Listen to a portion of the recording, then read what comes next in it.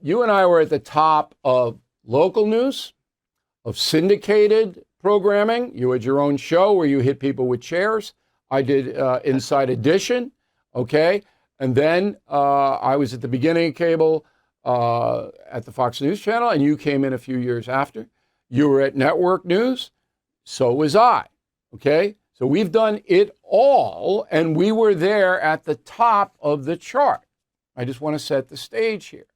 Now it's the last days of Pompeii, and a lot of people watching us won't even know what that means because the information flow to Americans, I think, is the lowest it's been since the invention of television.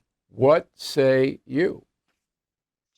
I say that Pompeii was an Italian city in the near Mount Vesuvius, buried in the volcanic eruption that ended their lives like that.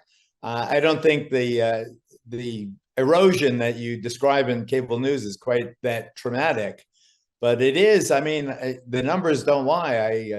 And you're a good researcher. The fact that the pool is only 20 million is quite grim. I don't feel sorry for them. I don't feel sorry for Fox. Fox is doing plenty well, maybe not as well as they did proportionally when you were there or when I was there, but they are making tens of millions, and it's a good thing because they owe 800 million in the Dominion lawsuit. But it's not about them. It's not about Comcast. It's not about ABC News. It's about the folks.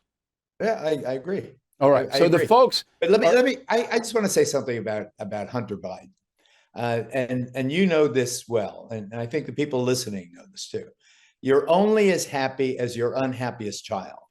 I believe that Joe Biden got saddled with whore-mongering, drug-addled, selfish, narcissistic son who thought that he could do anything using his father's name. I think that all of those antics, the reason I bring them up is I think they are a measure of the man's character. He would do anything, despite the fact that his father was a prestigious person, a senator, a vice president, and a later president of the United States. He was without boundaries, in it for himself, very, very selfish. But where you and I differ is I don't think the link to dad in his official capacity has ever been established. And there's nothing in what I've heard from Comer or any of these guys.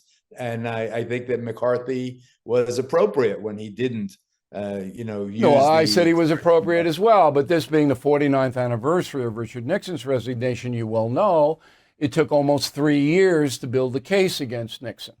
And only when the federal courts got involved and demanded the White House tapes be turned over.